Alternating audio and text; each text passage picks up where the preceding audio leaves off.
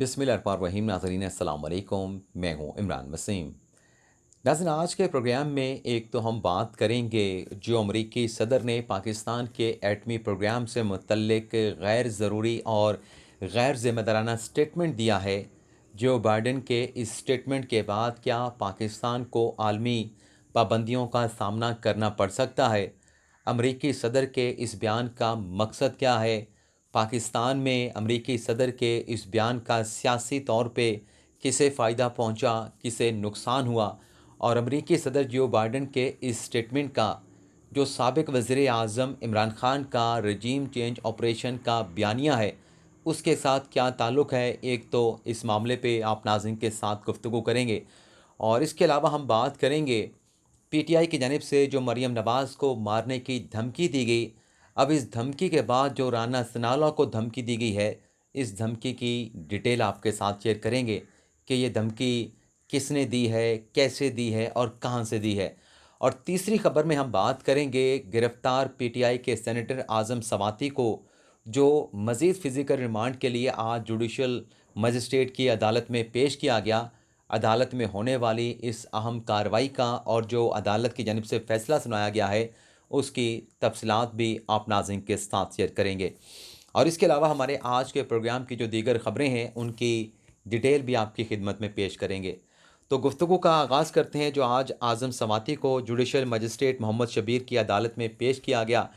नज़र रियासत की जानिब से पेश हुए स्पेशल प्रोसिक्यूटर राजा रिजवान अब्बासी और आज़म सवाती की नुमाइंदगी अदालत में कर रहे थे डॉक्टर बाबर अवान और अली बुखारी साहब। जब अदालती कार्रवाई का आगाज़ हुआ तो सबसे पहले राजा रिजवान अब्बासी ने अपने दलाइल दिए। उन्होंने जो रिपोर्ट्स थी अब तक की तफ्तीश की और जो मेडिकल रिपोर्ट थी आज़म सवाती की, वो जज साहब के सामने उन्होंने पेश की। और साथ ही राजा रिजवान अब्बासी ने अपने दलाइल में कहा कि आज़म सवाती ने अपने मुसद्दका ट्विटर अकाउंट से एक मुतनाज़ा ट्वीट की।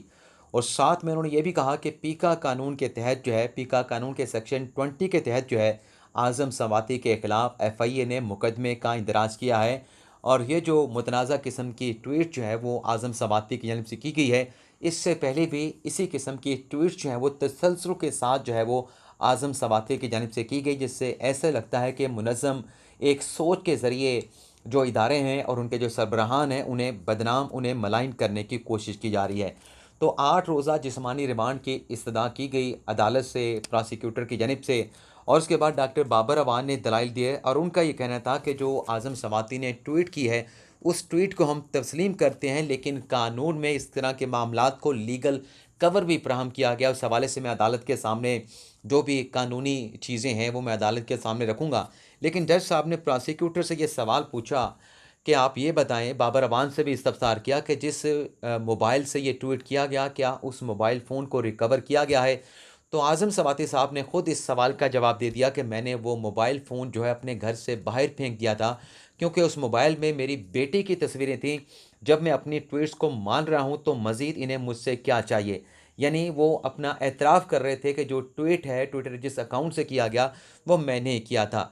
अलबत्ता प्रोसिक्यूटर की जानिब से अदालत को ये ज़रूर कहा गया कि मज़ीद फ़िज़िकल रिमांड इसलिए चाहिए कि एक तो उस मोबाइल फ़ोन को रिकवर करना है और जिस ट्विटर अकाउंट से ये ट्वीट किया गया मुतनाज़ा रियासती इदारों के सरबराह के ख़िलाफ़, उसका पासवर्ड भी जो है वो आज़म सवाती साहब से हासिल करना है और वो तफ्तीश में ताउन भी नहीं कर रहे। तो अदालत ने जज मोहम्मद शबीर साहब ने दोनों जानिब के दलाइल सुनने के बाद पहले फ़ैसला महफूज किया और फिर 8 रोज़ा जिस्मानी रिमांड की जो इस्तदा थी, तहरीरी फ़ैसला जो सुनाया गया, उसमें 1 रोज़ा जिस्मानी रिमांड जो है वो आज़म सवाती का दे दिया गया है। और कल दोबारा यानी 24 घंटों के बाद दोबारा एफआईए को आज़म सवाती को अदालत में पेश होने का हुक्म दिया है। इसके साथ साथ नाज़रीन, अगली खबर भी पाकिस्तान तहरीक इंसाफ के रहनुमा से मुतल्लिक है और ख़बर यह है कि शहज़ाद अकबर साहब जब इमरान खान साहब के मुशीर दाखिला हुआ करते थे, मुशीर एहतसाब हुआ करते थे, लोगों का एहतसाब करते थे, प्रेस कॉन्फ्रेंस किया करते थे, डॉक्यूमेंट्स लहरा के दिखाया करते थे। अब वो दस्तावेज़ात की अहमियत क्या थी, वो तो अभी जो हालिया अदालती फ़ैसले हुए हैं, उन्होंने उन तमाम डॉक्यूमेंट्स का जो पोल है, जो हकीकत है, वो खोल के अवाम के सामने रख दी है। और हम ये अपने बहुत सारे नाज़रीन को बताते रहे कि ये डॉक्यूमेंट्स लहरा देना और बात है, लेकिन किसी फ़ौजदारी केस को अदालत में जाके साबित करना, कड़ियाँ मिला के उस जुर्म को साबित करना इंतहाई मुश्किल होता है। तो अब शहजाद अकबर के जो दूसरों का एहतसाब करते थे, उनके खिलाफ नाज़रीन ख़बर ये है कि नैब ने उन्हें नोटिस किया है और 21 अक्टूबर को दिन 10 बजे शहजाद अकबर साहब को नैब लाहौर ऑफिस में तलब कर लिया गया है कि आपके खिलाफ आमदन से ज़ायद असासाजात की इंक्वायरी है, आप पेश हों और इस इल्ज़ाम के ऊपर अपना जवाब दें। अब आमदन से ज़्यादा असासाजात का जुर्म ऐसा है, आज एक और बात भी आपके साथ कर लें, कि किसी पर भी आप इल्ज़ाम लगा दें और आप फिर दूसरे को कहेंगे इसको प्रूव करें। पीटीआई नाज़रीन एक इलेक्शन कमीशन के सामने एहतजाज कर रही थी और उस एहतजाज के दौरान पीटीआई के ख़ातून के साथ मुलाकात हुई। वो कुछ इल्ज़ामात अपने इमरान खान साहब के सियासी मुखालफिन पे लगा रही थी। तो वहाँ पे एक खड़े सहाफ़ी ने ये कहा, और वो ख़ातून कह ये रही थी कि जब इल्ज़ाम लगा है तो इल्ज़ाम लगने वालों को जवाब तो देना पड़ेगा। बर्डन ऑफ प्रूफ जो है उस पे होता है जिस पे इल्ज़ाम लगाया जाता है। तो वहाँ पे ठहरे एक सहाफ़ी ने उस ख़ातून जिसका ताल्लुक़ जो है वो ऑस्ट्रेलिया से था, ऑस्ट्रेलिया से वो पाकिस्तान आई थी, ओरिजिन उनका ऑस्ट्रेलिया था लेकिन थी वो पाकिस्तानी। उनसे कहा कि आप तो सीआईए की एजेंट हैं, आप तो जासूस हैं सीआईए की, आप पाकिस्तान में यहाँ पे क्या कर रही हैं? तो उसने कहा जी ये आपको किसने कहा? जी मैं सीआईए के एजेंट हूँ। उसने कहा जी मैंने आपको इल्ज़ाम लगा दिया, अब इस तरह का इल्ज़ाम खान साहब भी दूसरों पे लगा रहे हैं, अब ये इल्ज़ाम मैंने आप पे लगाया है तो आप इसको प्रूव करें, जाके अमरीकी सीआईए से जाके डॉक्यूमेंट्स लेके आएँ और वो आपके हक़ में ऐसा कोई डॉक्यूमेंट्स दे कि ये हमारी एजेंट नहीं है। तो उस खातून ने कहा ये आप बेबुनियाद किस्म का इल्ज़ाम लगा रहे हैं। तो साफ़ी ने कहा कि ऐसे ही बेबुनियाद इल्ज़ाम आप भी अपने सियासी मुखालफिन पे लगाते हैं। चलें बात किसी और तरफ चली गई। तो ये जो बर्डन ऑफ प्रूफ है, दरअसल उससे मुतल्लिक मैं रिमार्क जो है वो आपके अपना जो एक चीज़ है वो आपके सामने पेश करना जा रहा था। दूसरी नाज़रीन जो ख़बर है वो ये है कि नवाज़ शरीफ का आसिफ अली ज़रदारी के साथ टेलीफ़ोनिक रब्ता हुआ है और इस रब्ते में जो ख़बर सामने आई है उसमें तो ये बताया गया है कि नवाज़ शरीफ ने सेहतियाब होने के बाद घर मुंतकिल होने पे आसिफ अली ज़रदारी को मुबारकबाद दी है और बदले में आसिफ अली ज़रदारी ने एक तो जो शहबाज शरीफ को बरियत मिली है, हमज़ा शहबाज शरीफ को बरियत मिली है और उनकी बेटी मरियम नवाज़ को जो एवन फील्ड केस से बरी किया गया है, बदले में ज़रदारी साहब ने नवाज़ शरीफ साहब को इन केसेस से बरी होने की नवाज़ शरीफ साहब को मुबारकबाद दी है। लेकिन ख़बर इसमें कुछ और है और ख़बर ये है, मैं लिंक कर देता हूँ, बाकी ख़बर का अंदाज़ा आप लगा लें। कल वज़ीर आज़म की एक तवील मुलाकात हुई आर्मी चीफ़ के साथ और इस मुलाकात के बाद ये टेलीफ़ोनिक रब्ता मकसद क्या है, इसके पीछे बात क्या हो सकती है, ख़बर क्या हो सकती है, इसका अंदाज़ा जो है अब आप खूब जो है इसका लगा सकते हैं। अब आ जाते हैं जो अमरीकी सदर वाली जो स्टेटमेंट आई है उस पर बात करते हैं। नाज़रीन अमरीकी सदर का जो स्टेटमेंट है इसमें उनका ये कहना है कि पाकिस्तान ख़तरनाक मुल्क है क्योंकि पाकिस्तान का जो एटमी प्रोग्राम है वो बेकायदा है। अब इसका जवाब तो आज बड़ा ही तगड़ा किस्म का, बड़ा ही करारा किस्म का बिलावल भुट्टो ज़रदारी ने दिया है कि ये जो आज एक गैर रस्मी तकरीर के अंदर जो बाइडेन साहब ने इस किस्म की बात की है, एक तो उन्होंने कहा कि चूँकि ये ऑफिशियल स्टेटमेंट नहीं है लेकिन अमरीकी सदर का बयान है, ज़ाहिर सी बात है वो अपनी जगह पे अहमियत तो रखता है, लेकिन ये गैर रस्मी तकरीब में इस किस्म का स्टेटमेंट दिया गया है। तो कहा यह बिलावल भुट्टो ज़रदारी ने कि ऐसी कोई तशवीश थी, ऐसा कोई सवाल अमरीका का था तो जब मैं अमरीका के दौरे पे था, अक़वाम मुत्तहिदा के इजलास को अटेंड करने के लिए वहाँ पे मौजूद था, तो मुझसे तो ऐसा कोई सवाल पूछा नहीं गया। हम ऐसा कोई सवाल अगर हमसे होता है तो हम इसका जवाब देने के लिए तैयार हैं। हम ऐसे सवालों का जवाब देने से डरते नहीं हैं। पाकिस्तान एक ज़िम्मेदार मुल्क है और पाकिस्तान के कमांड एंड कंट्रोल के जितने भी सेफ्टी मैयर हैं उन्हें आलमी इदारों ने तस्लीम कर रखा है और वो जो मैयर्स हैं कमांड एंड कंट्रोल सिस्टम के, वो आलमी म्यारात के ऐन मुताबिक हैं। और बिलावल भुट्टो ज़रदारी ने ये कहा कि अगर ऐसा कोई मामला था तो मुझे उस दौरान पूछा जाता जब मैं अमेरिका के दौरे पे था, लेकिन अलबत्ता उन्होंने वाज़ेह किया कि गैर ज़िम्मेदाराना किस्म का स्टेटमेंट है। अगर एटमी प्रोग्राम के हवाले से कोई मुल्क गैर ज़िम्मेदाराना है जिसका रवैया देखा गया है वो तो भारत है। भारत से मुतल्लिक़ तो अमेरिका ने कभी ऐसी बात की नहीं, लेकिन उन्होंने कहा कि अमरीकी सदर को अमरीकी जो सफ़ीर है पाकिस्तान में उनको बुलाएंगे और सख्त एहतजाज करेंगे और डी मार्च जो है उनके हवाले किया जाएगा। और जब मैं प्रोग्राम रिकॉर्ड कर रहा हूँ तो ख़बरें यही हैं कि अमरीकी जो पाकिस्तान में सफ़ीर हैं डोनाल्ड ब्रूम, उन्हें वज़ारत ख़ारजा बुला लिया गया है और सख्त उनसे एहतजाज किया जाएगा और डी मार्च जो मरासला होता है वो उनके हवाले किया जाएगा।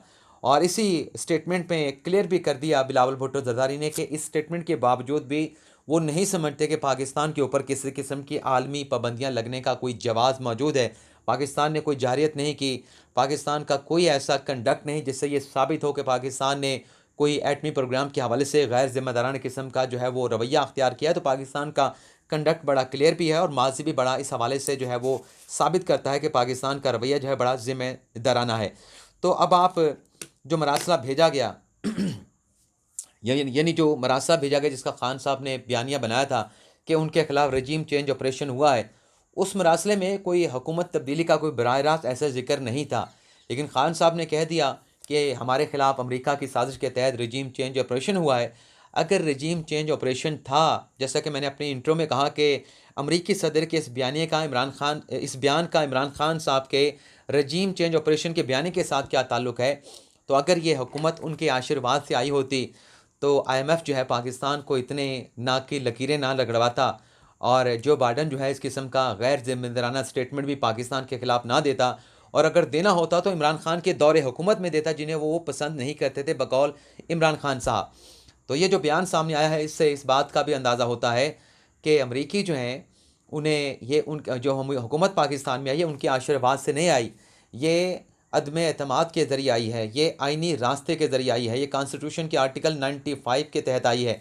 और अगर ये हुकूमत अमेरिका के आशीर्वाद के या उसकी किसी साजिश के ज़रिए आती तो फिर जो है इस किस्म का स्टेटमेंट आपको सुनने को ना मिलता, बल्कि ओपनली इस किस्म का कोई इजहार ना किया जाता। और अगर एटमी प्रोग्राम पे समझौता भी करना होता तो ओपनली भी ऐसा कोई बयान अमरीकी सदर का आपको सुनने को ना मिलता। और यहाँ पे आपको ये भी वाज़ेह कर दें कि चाहे जितनी मर्जी साजिश हो जाए, पाकिस्तान की अफवाज हो या पाकिस्तान की कोई भी सियासी हुकूमत हो, सिविल हुकूमत हो, पाकिस्तान के एटमी प्रोग्राम पे कोई हुकूमत, चाहे वो इमरान खान की हो, चाहे वो नवाज शरीफ की हो, शहबाज शरीफ की हो, आसिफ अली ज़रदारी की हो, कोई भी हुकूमत पाकिस्तान के एटमी प्रोग्राम पे और कोई भी आर्मी चीफ जो है पाकिस्तान के एटमी प्रोग्राम पे कभी समझौता करने का रत्ती बराबर सोच नहीं सकता, आपको गारंटी के साथ कह रहा हूँ। तो अमरीकी सदर ने इस बयानिए ने इमरान खान साहब के रजीम चेंज ऑपरेशन का जो बयानी है उसको भी बेनकाब कर दिया है। अब जो मोहतरमा बेनज़ीर मरीम नवाज़ साहबा को धमकी दी गई PTI के कारकुन की जानिब से, वो वीडियो आपने सुनी, वो वीडियो आपने देखी। अब की मरतबा नाज़रीन जो यानी मरीम नवाज़ को जान से मारने की धमकी के बाद अब की मरतबा जो राना सनालो को धमकी दी गई है वो PTI के किसी कारकुन ने नहीं दी, बल्कि PTI के इंतहाई ज़िम्मेदार और बड़े अहम ओहदे पे बैठे एक शख्सियत की जानिब से दी गई है। उनका ताल्लुक़ तो काफ लीग से है, लेकिन वो वज़ीर आला हैं पाकिस्तान तहरीक इंसाफ के, चौधरी परवेज़ इलाही साहब पंजाब के वज़ीर आला। उन्होंने चैलेंज किया है पंजाब वज़ीर दाखिला राना सनालो को वो पंजाब में आकर दिखाएं। यानी इतने आला मनसब पे बैठा शख्स जो है वो किस किस्म की छोटी बात कर रहा है। ये बातें छोटे कारकुनान के करने की हैं, किसी को चैलेंज करता हूँ नहीं करता। अब कारकुन तो चलें मरीम नवाज़ को मारने की धमकी दे रहा था, किसी ने किसी को जाके क्या मारना है। अब वज़ीर आला जैसा बंदा भी अगर इस किस्म के गैर ज़िम्मेदाराना किस्म के स्टेटमेंट दें तो उस पर अफसोस का इजहार किया जा सकता है। लेकिन अलबत्ता परवेज़ इलाही साहब ने यह ज़रूर कहा कि काफ लीग इमरान खान के PTI के लॉन्ग मार्च में उनके साथ होगी, उनका साथ देगी। अब देखते हैं कि पंजाब हुकूमत इमरान खान के लॉन्ग मार्च का कितना साथ देती है। लेकिन सबसे बड़ा सवाल तो ये है कि क्या इमरान खान साहब लॉन्ग मार्च की कॉल देंगे या उससे पहले वो जेल भरो तहरीक का ऐलान करेंगे। और अगर जेल भरो तहरीक का ऐलान भी करते हैं तो सबसे पहले गिरफ्तारी देने के लिए कौन जाएंगे, ये भी देखना होगा। तो आपसे इजाज़त चाहते हैं, अल्लाह ताला हम सब का हामी नासिर हो। अपनी ढेर सारी दुआओं में याद रखिएगा। अल्लाह हाफिज़।